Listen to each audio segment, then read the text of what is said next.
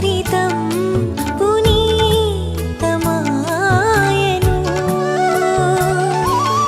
నీ సుందర నయనాల పరిధిలో కాపాడుచున్నావు నీ కృపతో.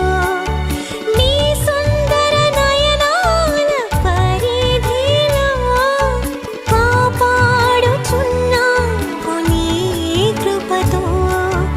ఈనాటికి